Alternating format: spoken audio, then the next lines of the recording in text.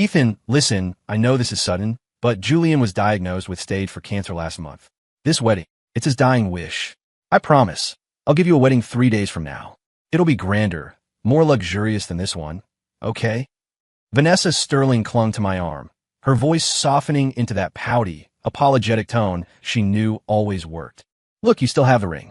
Even if you aren't the groom at this specific ceremony, what's yours is still yours. No one can take that away from you. As she spoke, she produced a velvet box and solemnly slid the diamond ring onto my finger. I recognized it instantly. It was the Eternity ring, a piece by a famous designer that took 3 years to craft. It symbolized a one-of-a-kind love and cost a small fortune. But I knew the truth. Vanessa had originally prepared a simple, standard band for me. Giving me the Eternity ring now wasn't an act of love. It was hush money. She wanted to shut me up so I wouldn't make a scene about her marrying Julian Hayes, her childhood sweetheart, the one that got away. I felt a strange calmness wash over me. The disappointment and hysteria that usually consumed me were gone. After all, this dynamic, slap me in the face, then give me a piece of candy, had happened too many times to count. In the beginning, I used to get angry. But every single time, Vanessa would swear up and down that she only helped Julian because he was all alone in the city. She claimed there were absolutely no romantic feelings involved. I believed her so many times, and I was let down just as many. 2 years of arguments and cold wars. Yet she continued to do exactly as she pleased. Now, I was thoroughly disillusioned with Vanessa Sterling. I simply nodded, seeing how agreeable I was this time. Vanessa looked relieved, even pleased. Ethan, you really took my words to heart. You become so generous. I love that about you. Don't worry. The wedding in 3 days won't let you down. It'll be even more extravagant than this. She leaned in to hug me, her usual way of showing affection. In the past, I would have been thrilled. Now, I felt like she was petting a dog. I stepped back smoothly, dodging her touch. Her expression faltered for a second. Vanessa, what are you doing out here? The ceremony is over, and everyone is asking where the bride went. Not far away, Julian Hayes walked over, looking dashing and spirited in a tailored tuxedo. When he saw me, he deliberately adjusted the boutonniere pin to his chest, the one that read groom. I knew he was provoking me. He did this often. He would intentionally mail gifts meant for Vanessa to our house, or make noise in the background whenever I was on the phone with her. That was exactly how I had discovered his existence in the first place. When Vanessa saw Julian, a flicker of panic crossed her eyes. For the past 2 years, she had done everything possible to keep us separate, acting as a buffer. Counting the glimpse I caught during the ceremony, this was the first time Julian and I had formally met face to face. Perhaps afraid I would throw a punch, Vanessa instinctively stepped between us. However, her words were directed at him in a scolding tone. Why did you come out? Didn't I tell you to wait inside? Julian apologized, looking wronged. He clutched his chest and coughed heavily twice. Vanessa, the doctor just called. He said it's best if I get some fresh air. Could you keep me company? No. Vanessa rejected him without hesitation. She immediately glanced back at me to check my reaction. I didn't say a word, though I laughed internally. Julian pretended to just notice me then, letting out a surprised gasp. Ethan, I didn't expect you to be here. I'm so sorry, I didn't see you. But, he continued, a sly smile playing on his lips, since Ethan was willing to lend me his wedding. Surely he'll agree to this small request, right? Before I could speak, Vanessa shut him down again. Impossible. Agreeing to marry you is already the bottom line for Ethan and me. Don't even think about a honeymoon. Julian's eyes reddened, and he lowered his head in dejection. You're right. I was being presumptuous. I am sorry. I forgot to consider Ethan's feelings. Go ahead, Vanessa. Spend time with Ethan. I am dying anyway. Once I'm dead, I won't feel anything, so I won't be sad. He wiped his eyes, turned around, and walked away. Vanessa instinctively took a step as if to chase after him, but she held back, turning to me with a forced smile. He's just being childish. Ignore him. Despite her words, I clearly saw the distress in her eyes, and her grip on my arm tightened, her nails digging into my flesh until it burned. On the drive back, Vanessa was distracted. Finally, she slammed on the brakes and pulled over to the curb. Her eyes darted around, avoiding mine. Ethan, I left something at the wedding venue. Can you take a cab back by yourself? Okay, I agreed instantly. Vanessa hadn't expected me to be so easygoing. Her expression complicated for a moment before breaking into a bright smile. Ethan, you're being so understanding today. As a reward, I'll come pick you up later tonight. Just wait for me at home, okay? I didn't say anything, just got out of the car. Watching her taillights speed away, I knew perfectly well she wasn't coming to pick me up. Sure enough, a short while later, Vanessa texted a flimsy excuse saying she couldn't make it and told me to head home myself. At the same time, Julian sent me a message. Ethan, I didn't expect you to be so tough on the outside, but soft on the inside. Thanks for letting Vanessa come keep me company. Following the passive-aggressive text was a video. In it, Vanessa was driving intently while patiently explaining to him, Ethan isn't like you. He's petty and gets jealous easily. You can't let him know I'm with you. The video was unsent less than 2 minutes later, just long enough to ensure I saw it, but quick enough to destroy the evidence. He probably thought I would demand answers from Vanessa, get scolded by her for accusing him, endure 3 days of the silent treatment, and leave another opening for him to exploit. Too bad. I was tired. I pulled out my phone and dialed the visa agency I had contacted earlier. You can proceed with the visa application. Use the identity I gave you before. The duration is permanent. The first year Julian returned to the country, Vanessa and I had our worst fight ever because of him. After a month of Cold War, I arranged a fake identity for myself. When we were dating, I told her that if she ever fell in love with someone else, I would vanish from her life forever, never to appear again. Back then, she thought I was joking. There are cameras everywhere. Everything is connected to the internet. How could a living person just disappear forever? Besides, we've been together for so many years. Could you really let go of this relationship? She was certain I couldn't bear to leave, so she never imagined I would actually prepare a fallback identity. The agency was efficient. They told me everything would be ready in 3 days. I asked them to keep it confidential and paid the balance. Looking up at the familiar skyline of New York, I felt a sense of relief. Actually, I should have left long ago. But after that Cold War, Vanessa brought up marriage. I didn't believe her at first, but she, who usually hated hassle, began busying herself with preparations, from selecting party favors to booking the hotel and shooting wedding photos. Even when she was sick with a fever, she didn't slow down. She had truly loved me once. When the apartment fire happened years ago, I was trapped under a beam. She risked being burned alive to save me. To this day, she has a jagged scar on her right wrist from that night. Because of that, I firmly believed she genuinely wanted to marry me. But her heart was split in two. Whenever Julian appeared, her love for me vanished without a trace. I didn't need that kind of love anymore. I didn't want to beg for it. And now I just had to wait 3 days. Then I could leave Vanessa Sterling completely. After calming down, I drove home and started packing. I threw away anything I couldn't take and listed the valuable items online at low prices. That included the eternity diamond ring Vanessa had just given me. I believed that finances should be shared. So after we agreed to marry, I let her hold on to most of my bank cards. These gifts she gave me were bought with my own money anyway. In less than an hour, items sold sporadically. Finally, only a few things and the diamond ring remained. Just as I was about to turn off my phone, Vanessa called. Ethan, why is the diamond ring I gave you listed for sale online? Her tone was laced with dissatisfaction. Before I could speak, I heard Julian's voice faintly in the background. Is Ethan mad? Vanessa, maybe you should just go keep him company. The receiver sounded muffled for a moment, followed by rustling sounds. Soon, Vanessa's sweet voice returned. I ran into Julian on my way back and gave him a ride to the hospital. Don't overthink it. I know I neglected you, and you're unhappy. It's fine if you sell the other things, but I fought hard to get that ring. It's the witness to our future love. You shouldn't just sell it casually. If you need money, I can give it to you. But you must keep that ring safe. When we have our wedding in 3 days, put it on and make everyone envious of you, okay? She rambled on, but I knew she only talked this much when she was lying. I didn't know if the lie was about taking Julian to the hospital or about our wedding. It didn't matter anymore. I gave a non-committal. Just as I was about to say something, a notification chimed on my phone.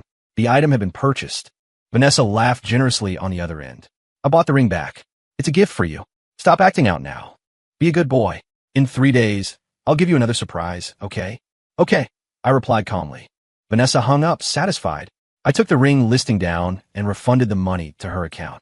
I knew she was trying to buy off her guild again, but this time, I didn't want her charity. I went to a private jeweler and auction house instead. The price was negotiated smoothly, and the transaction was successful. On my way to the parking lot, I happened to pass a cafe with outdoor seating near the mall. I instinctively glanced over and, to my surprise, saw Vanessa and Julian. They were sitting on a stone bench near the entrance, looking affectionately at each other. Perhaps afraid Julian would get cold, Vanessa had taken off her cardigan and placed it on the bench beneath him. One sleeve hung limply off the edge. A passerby stepped on the white cuff, instantly leaving a black footprint. Oh no, Sorry, Vanessa. I got it dirty, Julian apologized. Vanessa waved it off. It doesn't matter. It's old anyway. I've been wanting to throw it out for a long time. I pursed my lips, finding it almost funny. That cardigan was hand-knit. I had learned from videos, stitching it row by row. To make it, I pricked my fingers countless times, bleeding for that gift. Now, Vanessa had tossed it to Julian like a rag, and she considered it something that should have been thrown out long ago. Perhaps, sensing my gaze, Julian glanced in my direction. A look of triumph flashed in his eyes. Vanessa, I want some hot water. Can you go inside and give me a cup? Wait here. Vanessa smiled at him and walked into the cafe. Once she was inside, Julian held his head high and walked over to me, the dirty cardigan in his hand. As if provoking me, he deliberately loosened his grip. Then, he stomped hard on the cardigan. Another black footprint appeared. Ethan, do you see? This is what you are to Vanessa now. Vanessa can replace the groom at her wedding for me. She can leave you behind to go on a honeymoon with me. What's the point of you clinging to this relationship? I could see he wanted to enrage me. In the past, he probably would have succeeded. But now I just felt bored. I couldn't even understand why the old me had wasted so much time and emotion on them. I bent down, picked up the soiled cardigan, and tossed it into the nearest trash can. Then I wish you two a lifetime of happiness. Seeing me remain completely calm, Julian froze. Just as he was about to say something, he spotted Vanessa walking out of the shop. He suddenly grabbed my hand and threw himself backward with force, crashing to the ground. It looked exactly like I had pushed him. Ethan, what are you doing? Vanessa screamed, rushing over to help Julian up. Then she slapped me across the face. Hard. The loud crack startled even Vanessa. She stood there, her hand frozen in midair, fingers trembling. Julian, on the other hand, grabbed Vanessa's hand and started whining. Vanessa, I'm sorry, it's all my fault. I don't know why Ethan suddenly showed up. He grabbed the cardigan and threw in the trash. I just couldn't help but say a few words, and I didn't expect it to make him so angry. I'm sorry, I shouldn't have run my mouth. Saying this, he raised his hand as if to slap himself. Vanessa immediately stopped him, looking at me with a mix of anger and helplessness. Ethan, didn't we agree? We're having the wedding in 3 days. Why are you stalking us? I didn't answer her. Instead, I asked, is this the hospital you brought Julian to? Vanessa choked on her words. A moment later, looking guilty, she stammered, Julian came to keep me company while I picked out your gift for 3 days from now. Ethan, I thought you had really become generous. I didn't expect you to still be this petty. Fine. Julian, and I apologize to you. I'm sorry. Is that enough? She looked at Julian, signaling him to apologize as well. Julian's expression shifted, and he immediately clutched his stomach and cried out. My stomach hurts. Suddenly, oh God, I must have hurt something when I fell. Ethan, start the car. Drive Julian to the hospital. Before I could refuse, Vanessa had already helped Julian into my car. Pedestrians were stopping to look at the commotion. Not wanting to be the subject of gossip, I had no choice but to drive them to the hospital. As soon as the car stopped, Vanessa didn't even say goodbye. She anxiously supported Julian as they rushed into the hospital building. I was just about to leave when I noticed Vanessa's purse on the passenger seat. After a moment's thought, I decided to bring it up to them. I had just reached the door of the hospital room when I heard their conversation. Vanessa, don't be so harsh on Ethan. What if he gets mad and runs away? Run. Vanessa let out a dismissive, cold laugh. We've already got the marriage license. Where could he run to? I froze in my tracks. Not long ago, she had borrowed my ID, claiming she needed to handle some paperwork. I hadn't thought much of it, and I certainly never imagined she used connections to register our marriage without me present. But fortunately, my identity was about to be erased. That marriage license would soon be invalid. I didn't stay any longer. I handed the bag to a nurse to deliver and went downstairs to drive away. For the next 2 days, Vanessa didn't come home. That made it convenient for me to handle my departure. On the first day, I resigned from my company, sold my shares, and had a final meal with my colleagues and the few friends I had in the city. On the second day, I successfully finalized the deactivation of my old identity and bought a plane ticket to Australia using my new one. On the third day, the agency contacted me. The visa was approved. I could leave that very night. During this time, I didn't contact Vanessa, and she never contacted me. She was too busy taking care of Julian, posting intimate photos of them in our group chats. I ignored them all, until the final day, when Julian posted on his Instagram story. In the photo, Julian was lying in a hospital bed, forehead touching Vanessa's, both smiling at the camera. Caption, even though I'm sick, at least I have the person I love most by my side. Vanessa liked it almost instantly. Mutual friends commented, saying how good they looked together, celebrating the newlyweds. Some friends who knew the situation even suggested they should just make it real. Vanessa didn't refute them. Instead, she replied with a hand-over-mouth laughing emoji. Julian replied with a shy sticker below that. They didn't say it explicitly, but they said everything. I watched, feeling bored. I intended to close the app, but accidentally double-tapped and liked the photo. I quickly unliked it, but 2 minutes later, Vanessa called. Ethan, can you stop causing trouble?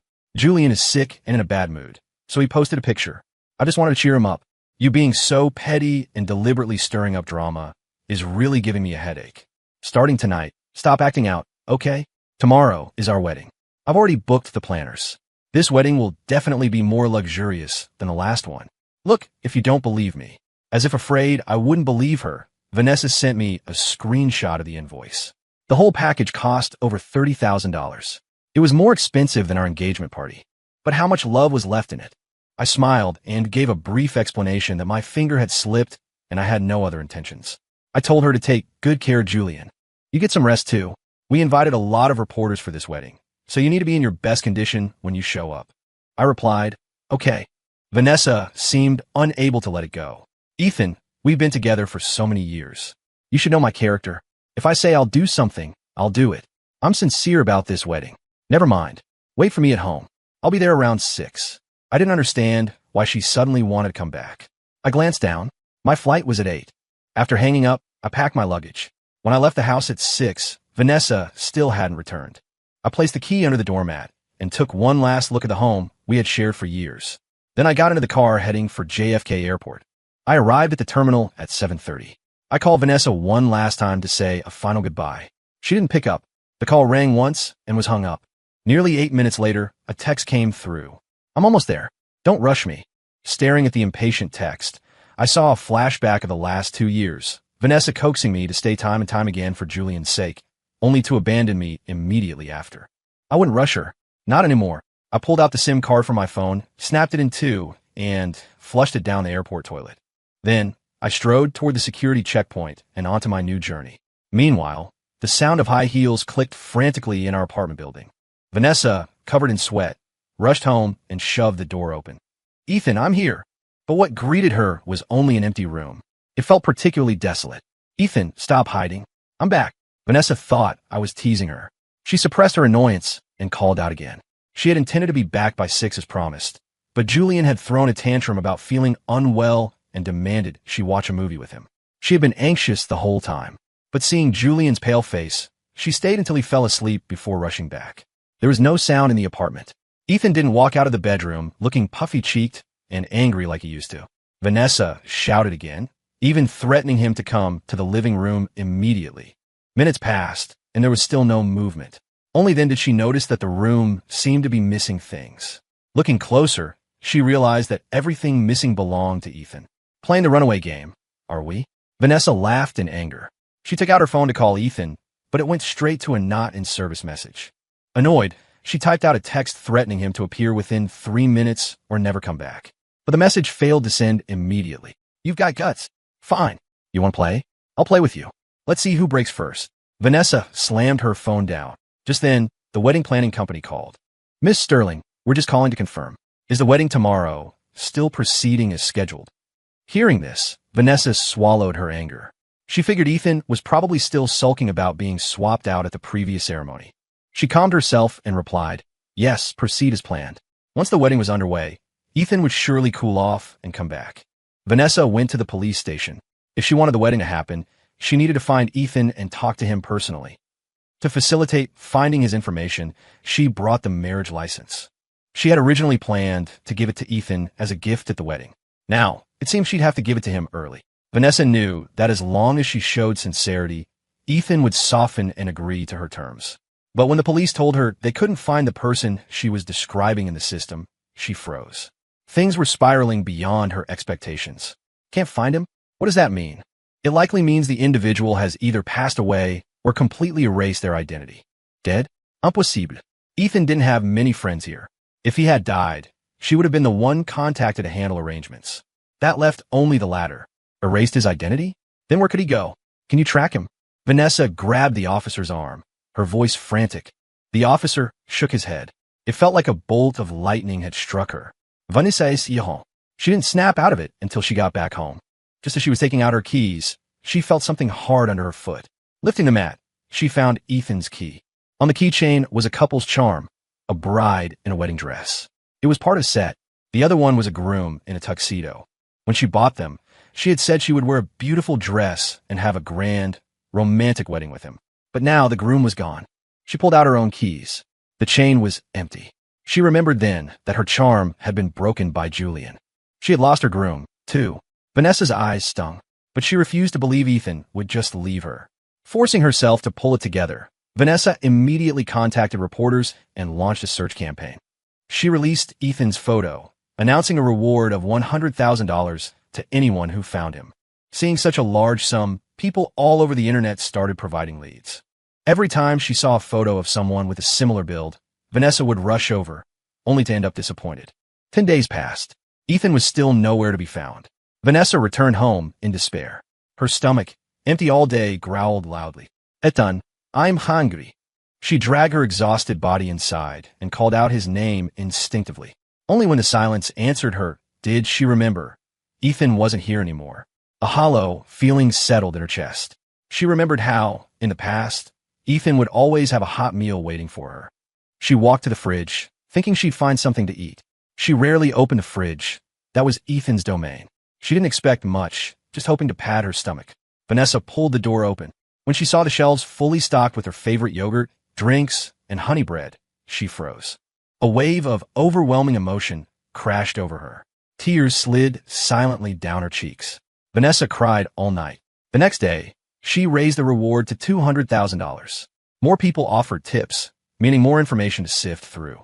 Julian constantly claimed he was unwell and needed her company. Vanessa, unable to get away, was frequently the target of his complaints. Overhearing him one day, Vanessa thought of how she used to treat Ethan. She realized his departure might have everything to do with her neglect. She had liked Julian since childhood. They missed their chance when he went abroad. Later, she got together with Ethan because his eyes looked like Julian's. When Julian returned and confessed to her, she couldn't bear to reject him, but she also couldn't bear to leave Ethan after 8 years. She exhausted herself, trying to maintain peace between the two, never expecting it to end like this. One day, after driving 8 hours back from another city chasing a false lead, she received a message. This clue might not help you find him, but I think it's useful. Attached was a high-definition video. Vanessa opened it. The timestamp in the corner was 3 days before Ethan left. The background was the cafe near the mall she had visited with Julian. In the video, immediately after she entered the shop, Julian stood up without hesitation. He carried the dirty cardigan over to Ethan. He said something she couldn't hear. Then, with a smug expression, Julian threw the cardigan in Ethan's face. She watched the whole thing. Her face turned pale. She finally understood. That day at the mall, Julian had provoked him. Julian had started the physical altercation. And what had she done? She had not only falsely accused Ethan, but slapped him. Vanessa felt like all her strength had been drained. She slumped over the steering wheel. Her chest felt blocked, like she had swallowed a loaf of dry bread. Breathing was difficult. She wanted to see him. She wanted to drag him out of her memories and apologize, to beg him for one last chance. It took a long time for her to recover from the wave of grief. She planned to go to the hospital to confront Julian. Just then, the private investigator called. Miss Sterling, we found a lead on Mr. Cole. After arriving abroad in Gold Coast, Australia, I invested part of my money and found a laid-back job. I thought I would struggle to adapt without Vanessa. I was wrong. Before, I had to take care of her, leave work early to cook, clean the house, and constantly deal with the emotional toll of her running off to Julian. I was exhausted every day. But here, after work, I met friends for drinks. We had dinners, took walks. When the weather was nice, we went surfing in the ocean or sunbathed on the sand. Life was infinitely more comfortable than before. In less than half a year, my past troubles vanished like smoke. I even regretted not making the decision sooner. I shouldn't have waited that extra year. One day, I was lying on the beach wearing sunglasses, soaking up the sun. My friends were applying oil nearby, chatting idly. Somehow, the topic turned to first loves. They chattered away excitedly. Someone directed the question at me. Liam, do you remember what it was like when you first met your first love? I thought of Vanessa. After 6 months, I had almost forgotten her face. But our first meeting was still fresh in my memory. She was wearing a white shirt and a floral skirt, standing in the middle of a crowd, crying her eyes out. I couldn't stand watching it, so I handed her a pack of tissues. When I learned she had just gone through a breakup, I tried to comfort her. Before I could finish speaking, she looked at me and asked earnestly, "Can you be my boyfriend?" I was dumbfounded. Eventually, thinking I'd just comfort her until she got home, I agreed. Who knew she would actually treat me as her boyfriend, asking me out for dinner and movies repeatedly. Our status solidified and years passed, until Julian appeared. I finally understood that in Vanessa's heart, there was only Julian and then other men. My friends were waiting for an answer. Seeing my silence, one nudged me with his elbow. I snapped out of it and shook my head. I can't remember. I've forgotten what my ex looks like. My friends laughed and didn't pry further. The topic changed quickly. But not long after, one friend kept looking at his phone, then glancing up at me. Finally, he held the phone up to compare it with my profile. "What's wrong?" I asked, confused. "Is this you?" He shoved the phone into my hand. I took it. My smile faded as I looked at the image. It was an old photo of me. I didn't need to guess to know Vanessa had posted it. Unfortunately for her, shortly after arriving here, I had undergone minor cosmetic surgery. Julian had said my eyes and nose looked like his, so I specifically changed them. Therefore, the photo looked like me, but not the current me. It's a missing person notice from overseas. Rumor has it the reward is up to 300,000 now. Hearing this, the group gathered around. Seeing the photo, they all clamored about the resemblance. "Who did you offend? Is this a hit order?" they asked, horrified. I was about to speak when I noticed a figure approaching in my peripheral vision. I turned my head instinctively. Vanessa was standing not far away, backlit by the sun. She looked much thinner. Her eyes were red as she stared at me. "Ethan, I finally found you." My friends looked at me with curiosity. "Who is this?" someone whispered. "I'm Ethan's wife." Vanessa's voice choked with emotion. Before she could finish, I interrupted her coolly. "I'm sorry, you have the wrong person. My name is Liam. I don't know anyone named Ethan." My friends backed me up. "Yeah, miss, you must be mistaken. His name isn't Ethan." Vanessa stared at me in shock. Finally, she shook her head and grabbed my arm. "Impossible. Ethan, I know you. No matter what you change, no matter how much time passes, I know you. Stop playing around. Come home with me, okay? I know I was wrong. I know everything about what happened before. I've cut ties with Julian Hayes. I'll never see him again. Ethan, the person I love most is you. It has always been you." She rambled incoherently, telling me repeatedly that she loved me. Perhaps afraid I wouldn't believe her, she held out her right hand, revealing the scar on her wrist from the fire, the proof of saving my life. "Ethan, I know you hate me, but please, trust me one last time. Give me one last chance, okay?" I could see she was sincere this time, but it was too late. I looked at her indifferently and said softly, "You're mistaken. The prerequisite for hate is that there is still love, still hope." But from the day I left, I no longer held any hope for her. She pursed her lips, then pulled a diamond ring and a marriage certificate from her bag. Her eyes were red. "Look, I bought the ring back for you." I hadn't expected her to buy it back. I could see she had put in the effort. "And this is the surprise I told you about. I loved you. That's why I got this marriage certificate." "Is that so?" I interrupted her with a cold sneer. "Wasn't the purpose of that certificate to control me? To ensure I couldn't escape the palm of your hand? But unfortunately, just as the man named Ethan Cole no longer exists, that certificate is invalid." Vanessa bit her lip, unable to speak. I didn't waste any more time. I turned to my friends. "The sun is perfect right now. Let's go surfing." My friends sensed the heavy atmosphere between Vanessa and me, but hearing my suggestion, they didn't ask questions and cheered as we headed for the water. However, after surfing for a short while, I saw Vanessa shakily standing on a surfboard not far away. She looked up at me with a panicked smile. Vanessa was terrified of water. I had asked her many times to go swimming with me in the past, and she had always refused. I knew she was doing this to show me she could break her own rules for me. "Don't waste your energy. Go back and live your life," I advised calmly. Vanessa wanted to give up, but she shook her head. She pressed her lips together. "Not unless you agree to come back with me." I ignored her. I had lost the mood to surf, so I returned to the shore. Vanessa fell off the board several times. The worst time, she swallowed water and choked. It was the first time I had ever seen her look so pathetic. I didn't stop her, but I didn't watch either. I turned and invited my friends to go for drinks. On the way, they asked about Vanessa. I picked a few incidents to explain briefly. Before I could finish, my friends were filled with righteous indignation, urging me not to waver. One asked suspiciously, "Is she only back because that Julian guy is dying?" Others agreed.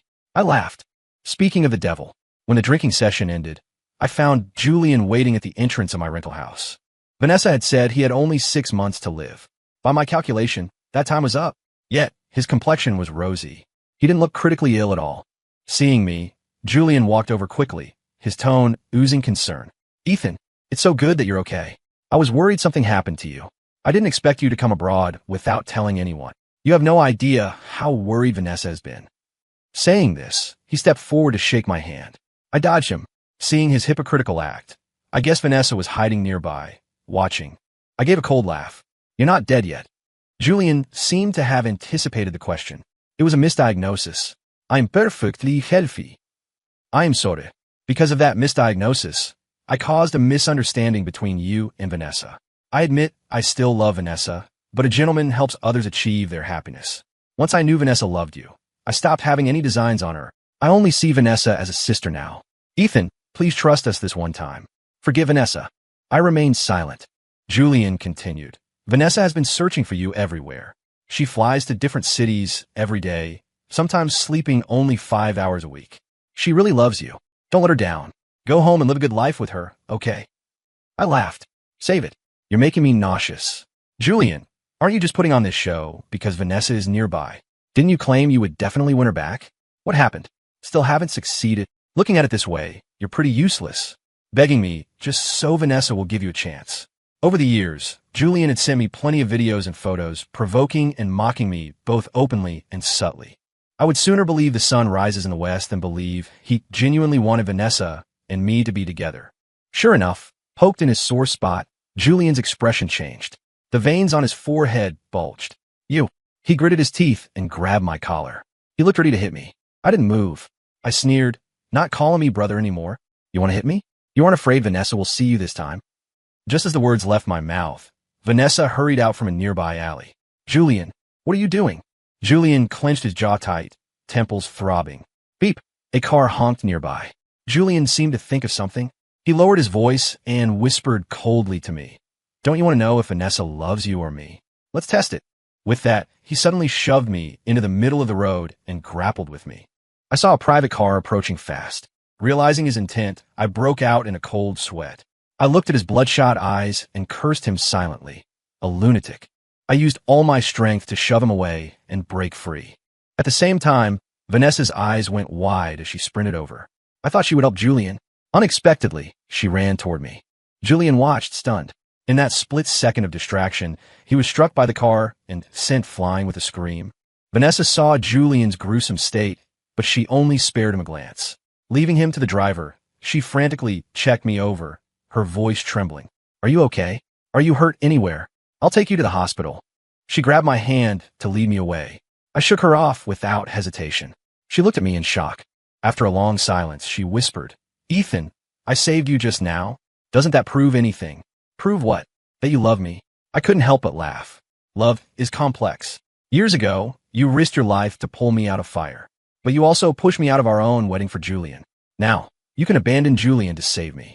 Tomorrow, you could abandon me for something else. I never denied that you love me. It's just that your love is too volatile. I don't want it anymore. Vanessa's eyes reddened. She crouched on the ground in agony. But I can change. These past 6 months have made me see myself clearly. I swear I won't do anything to hurt you again. What about Julian? He came here today to beg on your behalf. Can you just ignore him from now on? I spoke coldly. Looking at him right now, can you guarantee you'll never see him again? Vanessa turned her head. In the middle of the road, Julian lay in a pool of blood. Because he didn't dare move him, the driver had only called an ambulance. Julian was curled up, looking painfully toward Vanessa.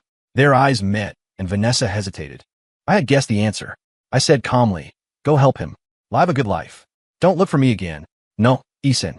She panicked, trying to explain, but no amount of reasoning held any power. The ambulance arrived. I ignored them and walked straight back to my house. Vanessa collapsed on the spot, sobbing uncontrollably. Julian's leg was crushed. To save his life, they had to amputate. I heard that when he woke up and realized his leg was gone, he smashed everything in the hospital room. But no matter how much he smashed, the leg wasn't coming back. The police checked the dashcam footage. They found that Julian actually had a chance to dodge, but for some reason, he hadn't reacted in time. The conclusion was that he had frozen in fear. The driver's insurance paid out a large settlement, and the matter was closed. Vanessa took Julian back to the States. Not long after, they quietly got married. However, rumors of discord soon followed, and shortly after that, news of their separation. On the day of the divorce, Julian jumped from the 19th floor. Vanessa swallowed a bottle of sleeping pills. Although she was saved after having her stomach pumped, she suffered a mental breakdown and was admitted to a psychiatric facility. I didn't pay any further attention. After all, my stock investments just surged. A new life is waving at me from not far away, smiling. Story complete, story complete.